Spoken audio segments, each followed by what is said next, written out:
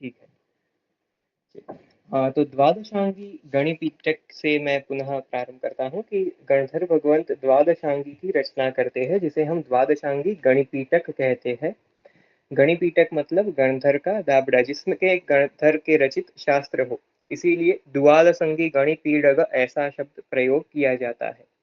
उसमें 12 अंग है, जिसका रचना क्रम इस प्रकार से है कि सबसे पहले आता है आचारांग। उसके बाद पहले चतुर्दश पूर्व, जो दृष्टिवाद में होते हैं। देखिए, दृष्टिवाद और चतुर्दश पूर्व पर्यायवाची नहीं है। दृष्टिवाद के अंदर 5 विभाग है, जिसमें परिकर्म सूत्र, पूर्वगत, अनुयोग और चूलिका अ, इस प्रकार से होती है। आप फोर्थ स्लाइड प्रेजेंट कर सकते हैं जी। तो पूर्व जो दृष्टिवाद है, उसके अंदर परिकर्म सूत्र, पूर्वगत और चूलिका, इस 4 वस्तुओं का अंतर्भाव होता है। परिकर्म के अंदर जैसे हमें कोई भी शास्त्र पढ़ना है तो उसके लिए कुछ प्रिलिमिनरी नॉलेज चाहिए। मैथ जैसे पढ़ना है तो हमें एडिशन क्या है, सब्ट्रैक्शन क्या है, इत्यादि का अध्ययन आवश्यक है। तो ऐसी जो बातें पूर्वों के विषय में है, वह पूर्वगत में कही गई है। उसके बाद दूसरा है सूत्र, जिसमें सर्व द्रव्य, पर्याय, नय, भंग, विकल्प इत्यादि के द्वारा सभी वस्तुओं का उपदेश किया गया है। उसके बाद आता है पूर्वगत, जिसके अंदर यह 14 पूर्व आते हैं। यहाँ पर जनरली जितने भी हमें उल्लेख मिलते हैं, उसमें ऐसा ही मिलता है कि सबसे पहले चतुर्दश पूर्व की रचना की और उसके बाद आचार आदि क्रम से 11 अंगों की रचना की। तो यहाँ पर हमें ऐसा नहीं समझ लेना है कि केवल 14 पूर्व की रचना की। वहां पर जो व्यपदेश किया गया है, वहां जो कहा गया है 14 पूर्व, वो मुख्यता के रूप से कहा गया है। उनके साथ परिकर्म सूत्र, अनुयोग, चूलिका इत्यादि के विषय में हमें साथ में ही इनका हो गया है, ऐसा समझ लेना चाहिए।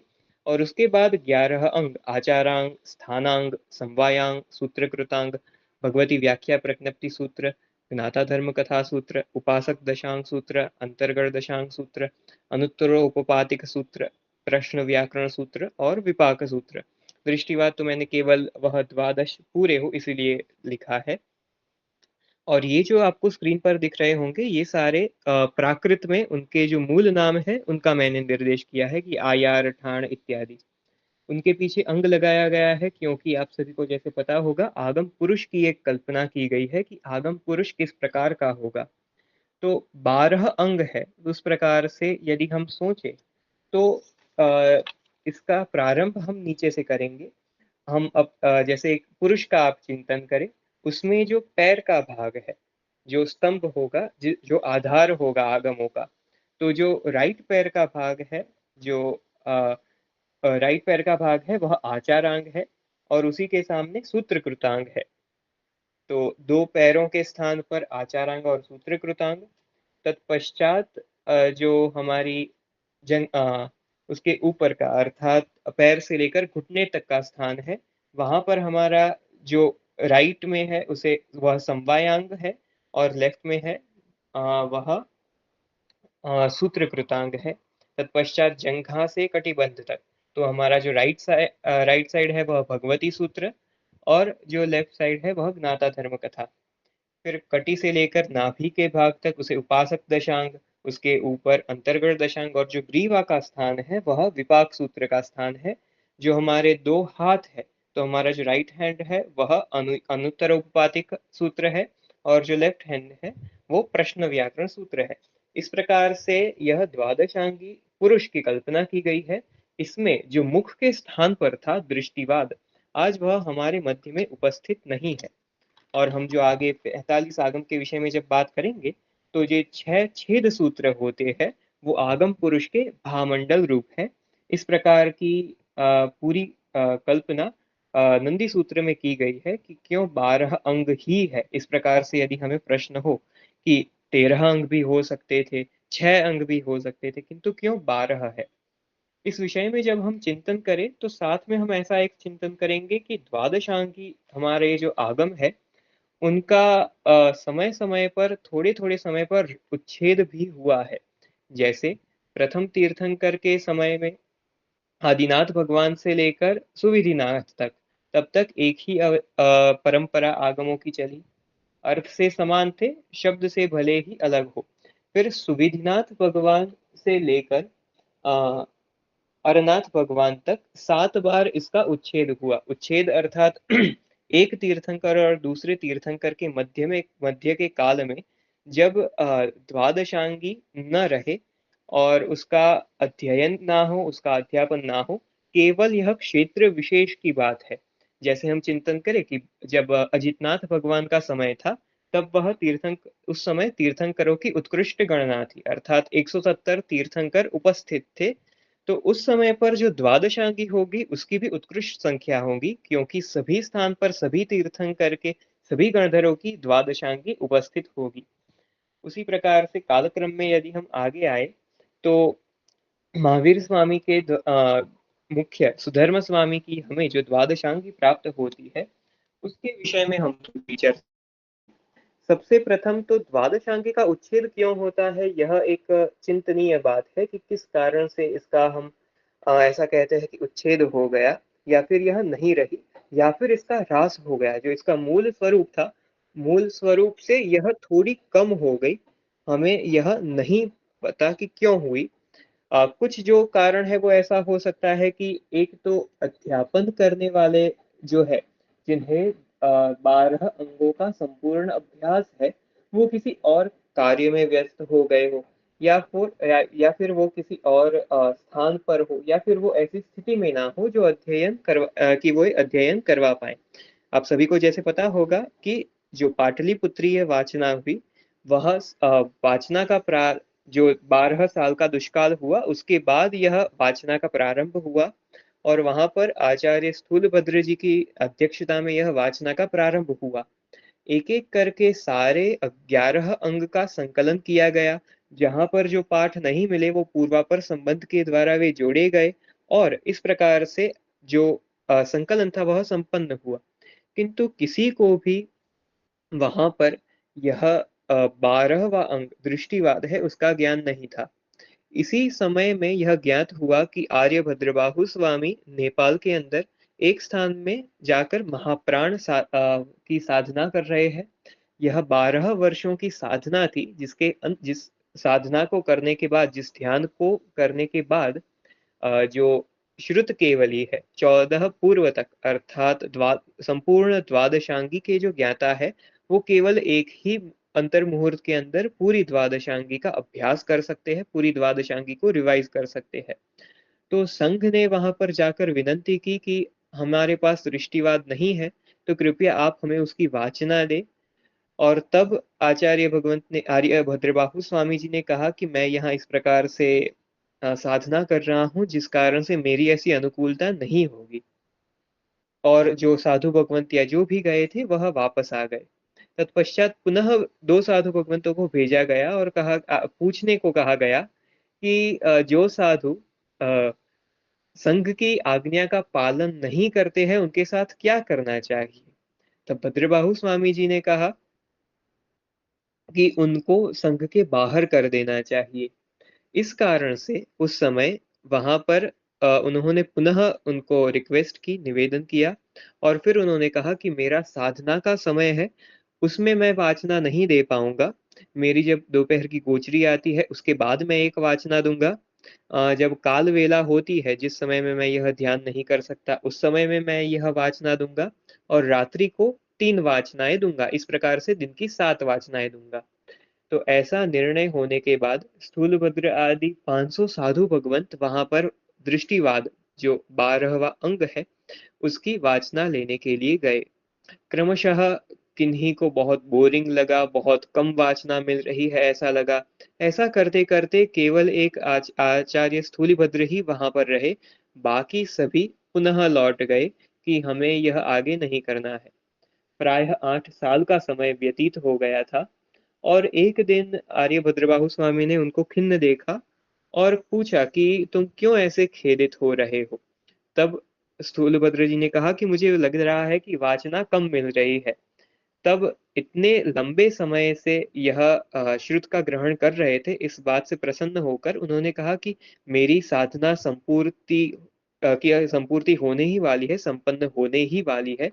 अब मैं आपको अधिक वाचना दूंगा। तत्पश्चात उनकी साधना संपन्न हुई और वे भी पाटलिपुत्र पधारे और फिर आगे के जो पूर्व है उनका अध्ययन करवाना प्रारंभ किया। कालक्रम से सभी 10 अंगों का अध्ययन हुआ और उसी समय स्थूलभद्र की जो संसारी 7 बहनें हैं वे आई इत्यादि। यहाँ पर मुख्य नहीं है, किंतु यहाँ पर उन्होंने 10 पूर्व तक का ज्ञान अर्जित कर लिया था। उनकी 7 बहनें आई तो उन्होंने वहां पर आर्यभद्रबाहु स्वामी बाहर बैठे थे तो उन्होंने कहा आपके भ्राता अंदर है। तो वहां पर तब उन्होंने सिंह रूप को विकुर्वित किया और फिर सारी उनकी बहनें डरकर बाहर आ गई। फिर आर्यभद्रबाहु स्वामी ने कहा कि वे अंदर ही है, आप निश्चिंत होकर जाइए। यह बात को जानकर कि स्थूलभद्र जी ने ऐसा कृत्य किया है, उन्होंने कहा कि अब तुम वाचना के लिए पात्र नहीं रहे हो, मैं तुम्हें आगे वाचना नहीं दूंगा। तत्पश्चात संघ ने पुनः अतिशय निवेदन किया, जिस कारण से उन्होंने कहा कि मैं जितना मैंने उनको अर्थ से दिया है उतना अर्थ के तक ही रखूंगा और जो आगे के है वो केवल सूत्र रूप में रखूंगा। तो सूत्र और अर्थ इन दोनों के द्वारा आर्यभद्रबाहु स्वामी अंतिम श्रुत केवली हुए और केवल सूत्र से स्थूल भद्र जी अंतिम श्रुत केवली हुए। इस प्रकार से सबसे प्रथम हमारी जो द्वादशांगी की वाचना हुई वो हुई। तत्पश्चात आर्य स्थूलभद्र जी के दो शिष्य थे, आर्य सुहस्ती और आर्य महागिरी जी। यहाँ पर यह बात जाननी चाहिए कि आर्य भद्रबाहु स्वामी क्षमा कीजिए आर्य स्थूलभद्र जी के द्वारा जितने उनको आगम प्राप्त हुए थे अर्थात जो 10 पूर्व तक के प्राप्त हुए थे वो सभी उन्होंने आर्य सुहस्ती जी और महागिरी जी को बताए। दोनों बहुत प्रभावक थे, प्रावचनिक थे, उन्होंने बहुत सारे शिष्य किए। कुछ समय बाद आर्य महागिरी जी ने ऐसा निर्णय किया कि मैं जिन कल्प के अनुसार साधना करूंगा, जिस कारण से वह रहते थे साथ में, किंतु उन्होंने अपना जो आचार है वो जिन कल्पी कर दिया। वो प्रतिबोध द्वादशांगी का ही देते थे संघ के अंदर ही, किंतु उनको यह जिनकल्प के अनुसार साधना करने की इच्छा हुई और इस कारण से जितने भी आर्य महागिरी जी के शिष्य हैं उनको जो आगम की वाचना है वो आर्य सुहस्ती जी ने ही दी, आर्य महागिरी जी ने नहीं दी। उसी प्रकार से यदि हम आगे देखें तो वज्र स्वामी हुए जिन्होंने जो अंतिम प्राय 10 पूर्वधर है उनके शिष्य जो आर्य रक्षित सूरि जी है वो 9.5 पूर्वधर है। अब हम आगे आते हैं जो बहुत ही प्रसिद्ध है खारवेल की वाचना, जो वहां पर दो वाचनाएं एक साथ हुई। एक तो माथुरी वाचना हुई और एक हुई नागार्जुनीय वाचना उसी समय में। माथुरी वाचना में हम जो कहते हैं कि आर्य देवर्धि गणित क्षमा श्रवण के समय में आगम प्रथम बार पुस्तकारूढ़ हुए, ऐसा नहीं है। प्रथम तो हमें यह जानना चाहिए कि पुस्तक या फिर लिपि यह ऐसा नहीं है कि उसी समय उद्भव में आए थे, उसके पूर्व काल में भी यह थे ही। जैसे हमें एक संदर्भ मिलता है कि महावीर स्वामी का जो गंगा नदी में जो डुबाने का उपसर्ग हुआ था उसमें कंबल और शंबल उन दोनों ने उनकी रक्षा की थी। तो यह जो कंबल शंबल थे उनमें से एक पूर्व भव में जिनदास रूप में श्रावक थे और ऐसा उल्लेख प्राप्त होता है कि पूर्व भव के अंदर वो अष्टमी और चौदस के दिन औषध करते थे और उसमें पुस्तक से शास्त्र पढ़ते थे। तो यह कोई नई बात नहीं है कि पुस्तक ग्रंथारूढ़ वस्तुएं नहीं थी। माथुरी वाचना और वल्लभी वाचना इन दोनों के संदर्भ में यह कहा जा सकता है कि यहाँ पर आगमों को लिपिबद्ध करने के प्रथम प्रयास प्रारंभ हो गए थे और उस समय तक जितनी भी वाचनाएं थी, जितने भी आगम उपलब्ध थे जो गणधर रचित थे या दूसरे शिष्यों के द्वारा रचित थे, उन सभी का संकलन लेखन रूप किया गया था। किंतु शायद वह देवर्धि गणित क्षमा श्रवण की निश्रा में जो उनकी अध्यक्षता में जो वाचना हुई उसके समान सर्वलोक में मानित नहीं बना, सर्वमान्य नहीं बना। जो देवर्धिगणिक क्षमा श्रवण के विषय में कहा जाता है वो कहा जाता है कि देवर्धिगणिक क्षमा श्रवण ने सिद्धांत को पुस्तक रूप दिया, आगमों को पुस्तक रूप दिया ऐसा नहीं है। इस विषय में मैं आगे थोड़ा बताऊंगा। किंतु देखिए माथुरी और वल्लभी वाचना के समय जैसे हमें प्रश्न होता है कि यदि कोई पंथ है, जैसे कुछ निह्नवों का उल्लेख किया गया है, किंतु देवर्षि गणित क्षमाश्रमण के समय के पूर्व में भी कुछ और निह्नव भी हुए, उनका उल्लेख नहीं किया गया है। इसका कारण यह हो सकता है कि माथुरी वाचना या वल्लभी वाचना वहां ही उनको संकलित कर दिया हो और देवर्षि गणित क्षमाश्रमण जी ने उसमें कोई आगे नया नहीं जोड़ा है। दूसरी बात यह है कि माथुरी वाचना और वल्लभी वाचना इन दोनों के अंदर भी ऐसा प्रयोग की भद्रबाहु स्वामी ने निरुक्तियों की रचना की गई थी। तो जो मूल सूत्र है उनको मूल सूत्र के स्थान पर रखा गया और जो पाठांतर है इत्यादि है वो सभी निरुक्ति अथवा चूर्णी के अंदर स्थापित किए गए, जिसके कारण आगे यदि किसी को कुछ भी संशय हो तो उनके पास हो कि इस प्रकार की भी एक वासना उपलब्ध थी। तो इस कारण से आज भी हमें कुछ आगमों में ऐसे प्राप्त होता है कि नागार्जुनीयास्तु एवं पठन्ति, अर्थात नागार्जुनीय परंपरा की जो वाचना है उसमें पाठ इस प्रकार से प्राप्त होता है। तो आज जो हमारे पास उपलब्ध वाचना है वो माथुरी वाचना के अंश है। तत्पश्चात हम वल्लभी वाचना की ओर आगे बढ़ते हैं। वल्लभी वाचना जो हुई उसमें 500 आचार्य थे, देवर्षि गणित क्षमाश्रमण थे, जो शास्त्रों में प्राप्त होता है उनके अनुसार जो हरिणिकमिषि देव थे जिन्होंने महावीर स्वामी के गर्भ हरण करके त्रिशला माता के गर्भ में स्थापन किया था, वे वही है। और यह क्षमा कीजिए, देवर्षि गणित क्षमाश्रमण एक पूर्वधर थे। ऐसा हमें उल्लेख प्राप्त होता है कि महावीर स्वामी के एक सहस्र साल बाद पूरे 12 पूर्व, क्षमा कीजिए, जो 14 पूर्व है वह नष्ट हो गए। जो हमारी यह वाचना है वो महावीर स्वामी देवर्षि गणित क्षमाश्रमण की वल्लभी वाचना, वो 980 वर्ष, 980 वर्ष और दूसरे पक्ष में 993 वर्ष, इतने अंतराल में हुई है। यहाँ पर दो मत इसलिए मुख्य प्राप्त होते हैं क्योंकि महावीर स्वामी का जो निर्वाण का समय है वह इस प्रकार से नियमित किया गया है कि यहाँ पर दो परंपराएं प्राप्त होती है। एक के अनुसार महावीर स्वामी निर्वाण के 980 वर्ष पश्चात और दूसरी के अनुसार महावीर निर्वाण के 993 वर्ष के पश्चात वल्लभी में यह 500 आचार्य भगवंतों की वाचना हुई थी। अब इसमें ग्रंथ को पुस्तकारूढ़ करना था क्योंकि जितना हमें प्राप्त हुआ है उसमें से किसी भी एक शब्द का भी क्षय ना हो। और साथ में ऐसा मुझे गुरुगम से प्राप्त हुआ है कि पहले के समय में ग्रंथ का प्रयोग करना अथवा पुस्तक का प्रयोग करना, उसके लिए भी आलोचना आती थी कि पुस्तक का प्रयोग नहीं करना चाहिए। तथापि श्रुत का सर्वथा क्षय हो या फिर आज्ञा का पालन हो, तो श्रुत की रक्षा के लिए यह लिया गया कि सभी आगमों को पुस्तकारूढ़ करना है। अब कई बातें ऐसी होती है जो हर एक आगम में बार बार रिपीट होती है। जैसे हम महावीर स्वामी या पर्युषण के समय सुनते हैं कि बहुत लंबे वर्णन आते हैं कि किस प्रकार का राजा के प्रासाद में, महल में माहौल था, दिक्कुमारियां आई इत्यादि विषय में। तो यह जो सभी बातें हैं वो प्रत्येक तीर्थंकर में समान होती है। इस कारण से एक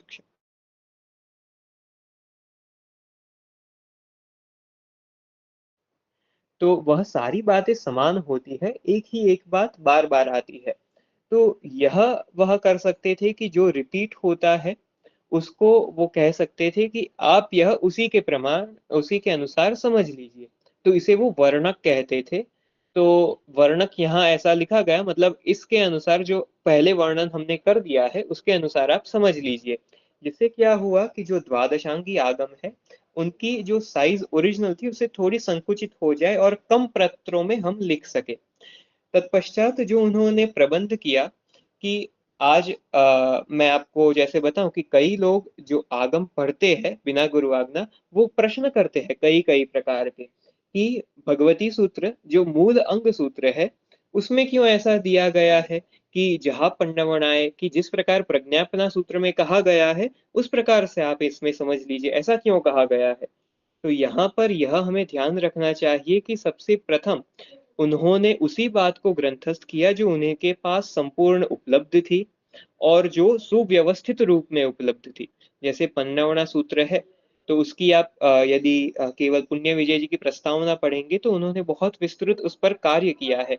वो बहुत सिस्टमैटिक आगम है, जिसके कारण उन्होंने ऐसा लिखा कि इस प्रकार का वर्णन हमने जो प्रज्ञापना सूत्र में कर दिया, क्योंकि प्रज्ञापना सूत्र को सबसे पहले ग्रंथ का रूप दिया गया, उसके पश्चात दूसरे आगम जैसे जीवाभिगम सूत्र है इत्यादि, और इस क्रम में सभी आगमों को ग्रंथस्थ किया गया। तो जो आगम पहले लिखे जा चुके हैं और उनकी सेम बातें दूसरे आगमों के अंदर भी हमें प्राप्त होती है, तो आपको यह जो सेम बात है वो आप प्रज्ञापना सूत्र के अनुसार या जीवाभिगम सूत्र के अनुसार, इसके अनुसार आप जान लीजिए। तो यह एक बात मुख्य थी जो हमारी वल्लभी वाचना के समय देवर्षि गणित क्षमा श्रमण जी ने की है। इसके बाद कुछ आचार्यों के वृत्तांत जो हमें जैसे कल्पसूत्र के अंदर प्राप्त होते हैं कि देवर्षि गणित क्षमा श्रवण तक की हमें पाठ परंपरा प्राप्त होती है, तो वे उन्होंने वहां पर उपलब्ध कराया। दूसरा एक बहुत ही महत्वपूर्ण बात जो वल्लभी वाचना के समय हुई वह यह है कि सब पूर्व काल में जितने भी शास्त्रीय पदार्थ थे, उनका निर्णय हमेशा जो शासन के धुरंधर आचार्य भगवंत हो या सबसे अधिक श्रुत ज्ञानी भगवंत हो, वे करते थे। जैसे कोई भी बात पदार्थ शास्त्र में होता है, वो उपस्थित है या नहीं है, वो सत्पक्ष है अर्थात है या नहीं है, इत्यादि समय की सारी विचारणाएं ऐसे धुरंधर आचार्य भगवंतों के हाथ में थी। अब जब पुस्तकारूढ़ किया तो उन्हें क्लियरली दो बातें करनी पड़ेगी, क्योंकि आगे के समय में ऐसे स्थविर भगवंत, ऐसे श्रुतज्ञानी भगवंत उपस्थित हो या ना हो, इसीलिए उन्होंने जितने भी 500 आचार्य की सहमति से जितने भी पक्ष है, पूर्व पक्ष उत्तर पक्ष इत्यादि का स्थापन किया। इसके कारण ऐसा कहा जाता है कि जो सिद्धांत है उसको पुस्तक रूप में आरूढ़ किया गया, आगम को नहीं, सिद्धांत को, कि ये पूर्व पक्ष है और ये उत्तर पक्ष है, अथवा ये सत पक्ष है और ये असत पक्ष है। इस कारण से अब यहाँ पर ऐसा हो सकता है कि वहां पर उन्होंने वाचना की और अलग अलग आगमों में इस प्रकार से हमें वर्णन प्राप्त होते हैं। तो ऐसे कारण से जब हम श्रावकों को जो आवश्यक आदि सूत्र पढ़ने का अधिकार है, उत्कृष्ट श्रावक यदि सभी वस्तु का पालन करे तो गुरु आज्ञा से आवश्यक सूत्र अध्ययन कर सकता है। तो उन्होंने आवश्यक सूत्र को इस प्रकार से ग्रंथस्थ किया कि उसके अंदर ऐसा कुछ भी ना है कि इस प्रकार से आपको इस दूसरे आगम में जान लेना चाहिए, इस आगम में जो कहा उस प्रकार से जान लेना चाहिए। तो ऐसी क्रमबद्धता के अनुसार जो वाचना के अंदर उन्होंने प्रस्तुत किया, इस कारण से वल्लभी वाचना कही जाती है कि सबसे प्रथम बार पुस्तकारूढ़ की गई है। अब आगे बढ़े तो जो श्रुत के प्रकार है उस प्रकार पर हम आएंगे। सबसे प्राचीन हमें जो प्राप्त होता है श्रुत के प्रकार क्या है। आज तो हम कहते हैं कि 11 अंग 12 उपांग इत्यादि रूप से, किंतु सबसे प्राचीन उपलब्ध है वह मुझे गुरुगम से जो प्राप्त हुआ है कि आगम सूत्र के अंदर ही 12 अंग आगम है, इस प्रकार से हमें प्राप्त हुआ है। वह पहला उल्लेख है। तत्पश्चात श्रुत ज्ञान के दो विभाग है, एक तो अंग प्रविष्ट और अंग बाह्य। अंग प्रविष्ट 12 अंग है जिसे मैंने पूर्व में आगम पुरुष के रूप में आपको बताया, और दूसरे है अंग के बाह्य। अंग बाह्य अर्थात उन अंगों से व्यतिरिक्त, उन अंगों से अलग। अब अंग बाह्य के भी दो भेद होते हैं, एक आवश्यक और एक आवश्यक व्यतिरिक्त, अर्थात जो आवश्यक सूत्र है सामायिक 24 जो हम प्रतिक्रमण में भी बोलते हैं, सामायिक 24 अथो वंदन परिक्रमण कायोत्सर्ग पचखाण करयु छेज इत्यादि जो हम बोलते हैं, वे आवश्यक है। सामायिक मतलब वह सूत्र जिसमें सामायिक का उपदेश हो, चतुर्विंशति स्तव जिसके अंदर 24 भगवानों की स्तुति हो। वैसे ही वंदन प्रतिक्रमण काय व्युत्सर्ग, कायोत्सर्ग का जनरली प्रयोग किया जाता है, किंतु यहाँ काय व्युत्सर्ग का प्रयोग आज उमा स्वाति जी ने तत्वार्थ अधिगम सूत्र में किया है। तत्पश्चात प्रत्याख्यान अर्थात पचखान। इनसे अलग जो है वो कालिक और उत्कालिक श्रुत की व्यवस्था है, जिनके अंदर आप नेक्स्ट स्लाइड दिखाइए। तो उसके अंदर यहाँ पर कहा गया है कि कालिक श्रुत कौन से है, 31 है। ये जैसे उत्तराध्ययन दशा कल्प व्यवहार निशीथ महानिशीथ ऋषि भाषित जम्बूद्वीप प्रज्ञप्ति इत्यादि। इसमें से कई सारे आज हमारे मध्य में उपलब्ध नहीं है, किंतु यह प्राचीन काल की व्यवस्था है जो देववाचक ने अपने नंदी सूत्र के अंदर प्रतिपादित की है।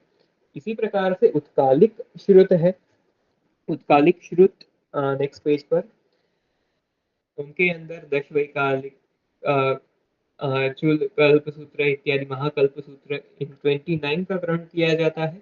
इनसे अतिरिक्त भी अलग अलग आगमों में, अलग अलग टीकाओं में, अलग अलग कुछ 5-6 और ग्रंथों का नाम हमें प्राप्त होता है जो आज हमारे मध्य में उपस्थित नहीं है।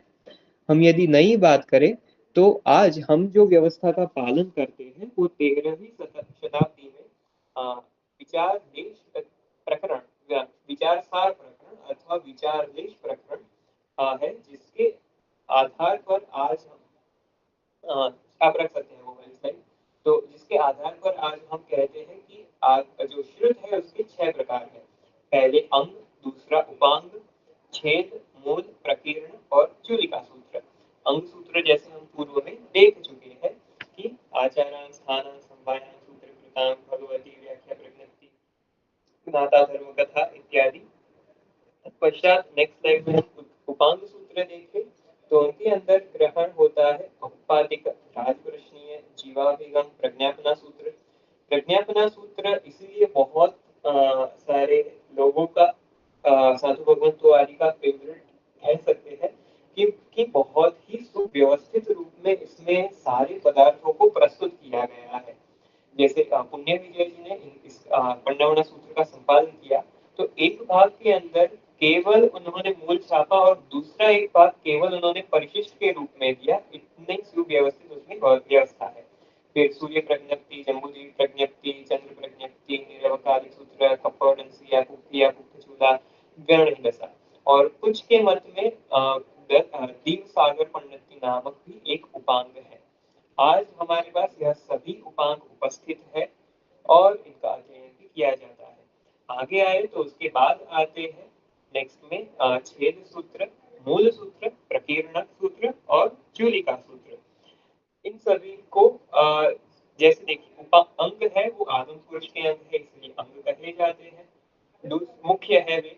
उसके बाद उपांग अर्थात अंग के समान है, किंतु सब अंग के रूप में यह नहीं है, उनके समान है, उनके नजदीक है।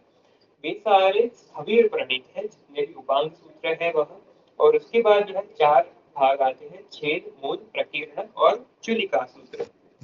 इनके विषय में यदि हम कहें तो जो उपांग सूत्र है, क्षमा कीजिए, जो मूल सूत्र है, तो ये ऐसे हैं जिनके मूल सूत्र जो है इनके अभ्यास के लिए किसी विशेष पर्याय अथवा परिणति की आवश्यकता नहीं होती।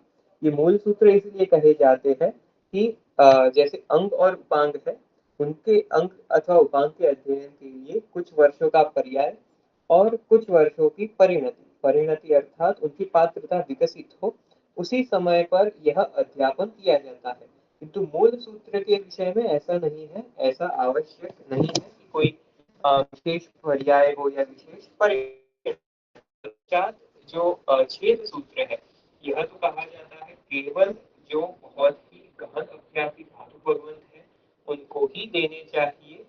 नहीं, आप वही, हाँ यही रखिए। सभी के लिए यह नहीं है। उसमें भी निशीथ और महानिशीथ, यह 2 आगम ऐसे हैं जो रात्रि के समय ही अकेले एक गुरु और उनके सामने एक शिष्य, इसी प्रकार से यह देना चाहिए। ये सारे छेद सूत्र हैं जिनमें साधु भगवंत के अतिचार आते हैं। इसको इसीलिए भी छेद सूत्र कहा जाता है, जैसे आपको छेदों को स्थापनीय समय के बारे में पता होगा कि समय के साथ यदि किसी साधु भगवंत ने कोई ऐसा बड़ा पाप किया है जिसका प्रायश्चित देना है, तो पहले के समय में यदि साधु भगवंत का पर्याय 40 वर्षों का था तो उसमें से उन्होंने जो पाप किया है, उन्होंने जो कृत्य किया है, उसके प्रायश्चित रूप उनके वर्ष काट दिए जाते थे। जैसे 20 साल उनके 40 वर्ष के पर्याय में से निकाल दिए तो अब उनका पुनः पर्याय 20 वर्ष ही हो गया। इस प्रकार की जो बातें हैं, इन प्रकार के जो वहां पर साधु भगवंतों को उपदेश है, वो सारे छेद सूत्र में दिए गए हैं। प्रकीर्णक सूत्र ऐसे हैं जिनकी रचना महावीर स्वामी के शिष्यों के द्वारा की गई है। उसमें ऐसा कहा जाता है, प्रकीर्णक सूत्र की जो परफेक्ट डेफिनेशन प्राप्त नहीं होती, किंतु तीर्थंकर भगवंत के उपदेश के अनुसार अथवा श्रुतानुसारी जो ग्रंथ पद्धति से जो श्रवण भगवंत नए ग्रंथों की रचना करे, वह इसमें प्रकीर्णक सूत्र के अंदर आते हैं। महावीर स्वामी के समय यह प्रकीर्णक ग्रंथ सूत्र की संख्या 2 सहस्र 2000 थी। आज जो 45 आगम की गणना है, उसके अंदर हम 10 ही प्रकीर्णक आगम गिनते हैं। इनके पश्चात 2 चूलिका सूत्र है, एक नंदी और एक अनुयोग द्वार सूत्र। तो इस प्रकार से यह 45 आगम, इसका सबसे पहला उल्लेख, क्योंकि जो मैंने जैसे नंदी सूत्र बताया, नंदी सूत्र के अंदर 72 आगम का उल्लेख मिलता है। उसी प्रकार से प्राचीन ग्रंथों में 84 आगम का भी उल्लेख मिलता है। उसके अंदर 11 अंग, 12 उपांग, 5 छेद सूत्र, आज जो 6 है उनके स्थान पर 5 छेद सूत्र, 3 मूल सूत्र, 30 प्रकीर्णक सूत्र, 2 चूलिका सूत्र और जो 10 निरुक्ति जिनकी रचना आर्यभद्रबाहु स्वामी के द्वारा की गई, उन सभी को भी आगमों में स्थान दिया गया, जिस कारण से 84 आगम ऐसा भी पूर्व काल में प्रसिद्ध था। किंतु इस 45 संख्या को जो 13वीं शताब्दी में विचारसार नामक प्रकरण की रचना हुई, जिनकी रचना प्रद्युम्न सूरि जी ने की थी, उसके अंदर इसके विषय में फाइनल निर्णय ले लिया गया और हम आज जो 45 आगम है वो इसी के अनुसार कहते हैं और आज संघ में वही यह 45 आगम ही मान्य है। अब यदि हम आगे बात करें, तो मैं दृष्टिवाद के विषय में तो आपको कह दिया कि परिकर्म सूत्र, पूर्वगत और अनुयोग इत्यादि सारे इनके भाग है। अब मैं आपको जो हमारे पास समय है, श्रेयांश जी।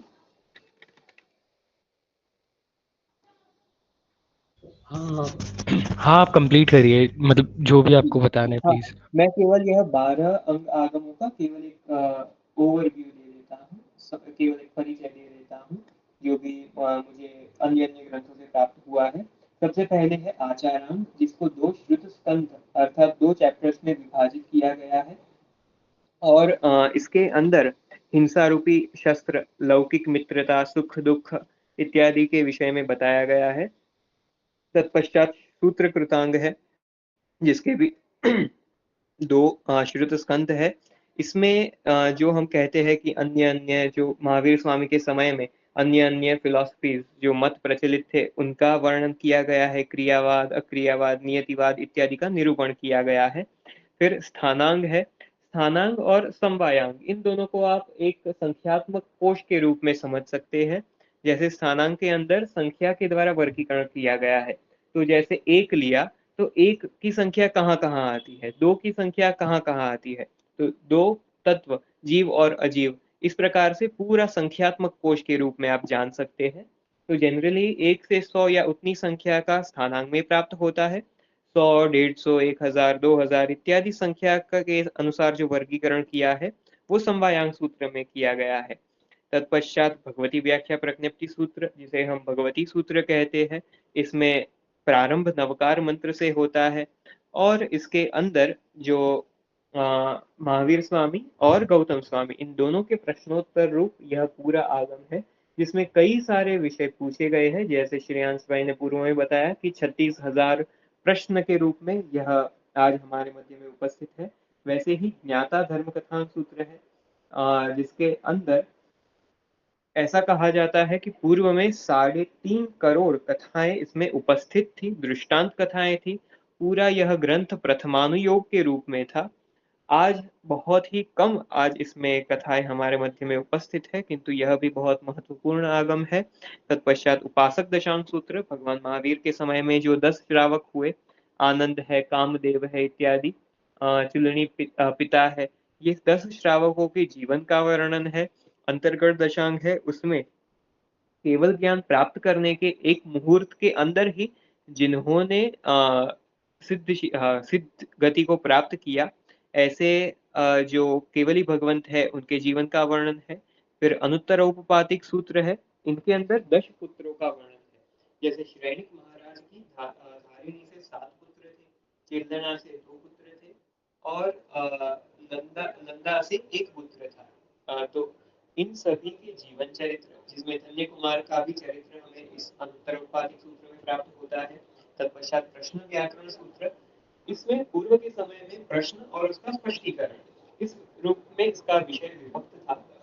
नंदी सूत्र के अंदर, जैसा मुझे गुरुगम से प्राप्त हुआ है, तो नंदी सूत्र के अंदर हमें इन सभी आगमों का विषय वस्तु क्या है वो सबसे प्रारंभिक ग्रंथ में वहां प्राप्त, प्रारंभिक रूप में वहां प्राप्त होता है। आज जो प्रश्न व्याकरण उपलब्ध है उसके विषय में कुछ लोग ऐसा कहते हैं कि जो नंदी सूत्र में प्रश्न व्याकरण का उल्लेख किया गया है कि इसमें ऐसी बातें हैं, जैसे कि उसमें कहा गया है कि प्रश्न और उसका समाधान किस प्रकार से हो, भविष्यवाणी के रूप में जो भी कहा गया है वो सारी वस्तुएं ये प्रश्न व्याकरण सूत्र में उपस्थित थी। किंतु आज हमारे मध्य में जो प्रश्न व्याकरण है उसके जो विषय वस्तु है वो उनसे अलग है। तो ऐसा प्राय हो सकता है कि जो श्रावक वर्ग और साथ में साधु वर्ग में जो पूर्व में गीतार्थ आचार्य भगवान थे, उन्होंने देखा कि इस प्रकार से ही वे आगे उपदेश देंगे और सभी अपने भविष्य के विषय में ही चिंता करेंगे। ये जो आगम ग्रंथ है वो केवल साधन रूप ही बन जाएगा।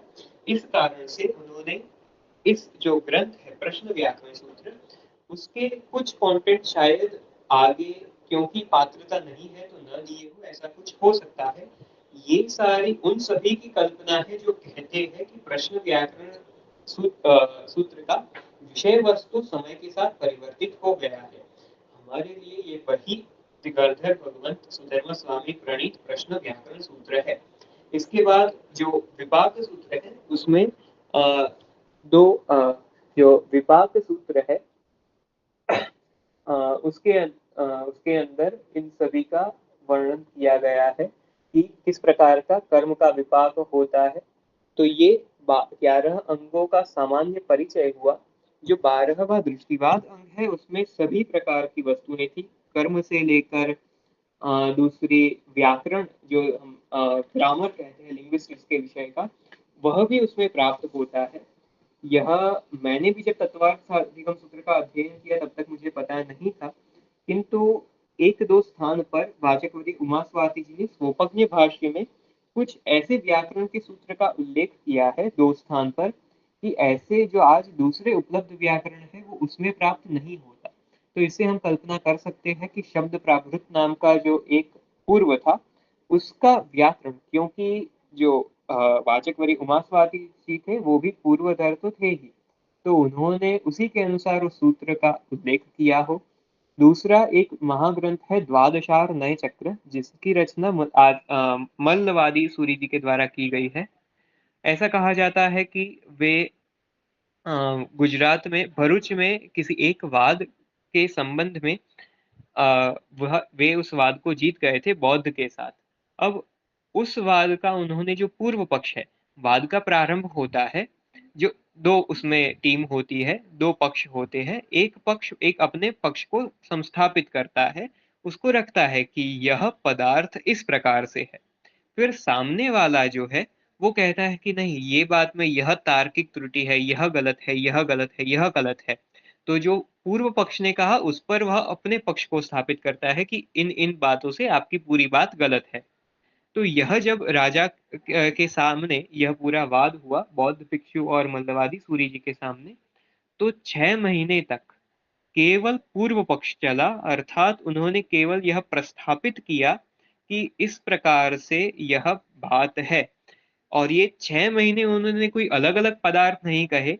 वस्तुतः मल्लवादी सूरी जी को जो पूर्व है उसके उसका एक ग्रंथ कहीं से प्राप्त हो गया था और बिना पात्रता के उन्होंने उसका पढ़ना प्रारंभ कर दिया था।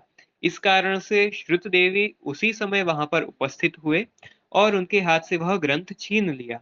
किंतु उतने समय तक उन्होंने उस पूर्व का पहला श्लोक जो था वह पढ़ लिया था और उसी एक श्लोक के आधार पर उन्होंने यह 6 महीने तक अपना पक्ष स्थापित किया।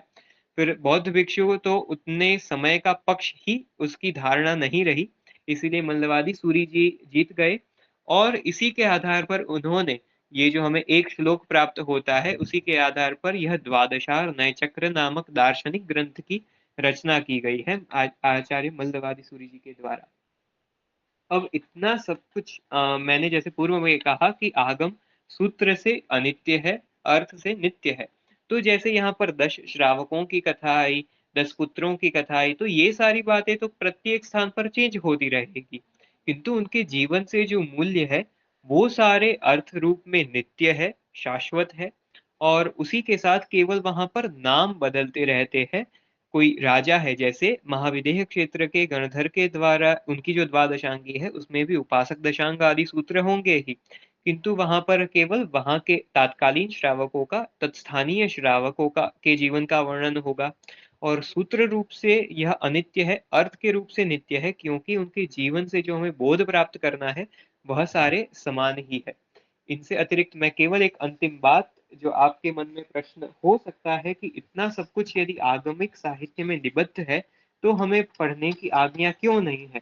कई लोग यदि आपको तर्क करें कि आवश्यक सूत्र के अंदर कहा भी गया है कि बालक, स्त्री, मंद और मूर्खों के लिए ही आगमों की रचना, जो सिद्धांत की रचना है वह प्राकृत भाषा में की गई है, तो आज के समय में श्रावक श्राविकागण क्यों इसे नहीं पढ़ सकते। तो उनको ऐसा ही कहना चाहिए कि पहले के समय में श्रावक थोड़े गंभीर थे। द्वितीय बात, योगोद्वहन नहीं कर सकते, मंद के लिए बनाया गया है, जो जिसकी अधिक बुद्धि नहीं है उसके लिए। किंतु आज के श्रावकों में वह योगोद्वहन करने की शक्ति ही नहीं है, इसीलिए इस प्रकार के आगम नहीं पढ़ने चाहिए। यदि गुरु आज्ञा हो तो गुरुगम से इनका अध्ययन करना चाहिए। दूसरी बात, आगम केवल नहीं पढ़ सकते हैं इसीलिए हम कुछ जान नहीं सकते हैं, ऐसा नहीं है। आप अर्थ से आगम की वाचनाएं सुन सकते हैं। केवल यदि हमारा मुख्य साहित्य इतना है, इतना विस्तृत है 45 आगमों के अंदर, उनसे अतिरिक्त जितने प्रकरण ग्रंथ है उन सभी के अध्ययन का अधिकार हमें है। उनके द्वारा हम इन्हीं आगमों के पदार्थों को जान सकते हैं, उन्हें समझ सकते हैं, क्योंकि हमें शब्द से जानना आवश्यक नहीं है, हमें अर्थ के द्वारा जानना आवश्यक है। तो मैं अपनी वाणी को यहीं विराम दूंगा। जिनाज्ञा के विरुद्ध जो भी मेरे से बोला गया हो या फिर मेरी कहीं क्षति हुई हो तो आप सभी को मिच्छामि दुक्कडम।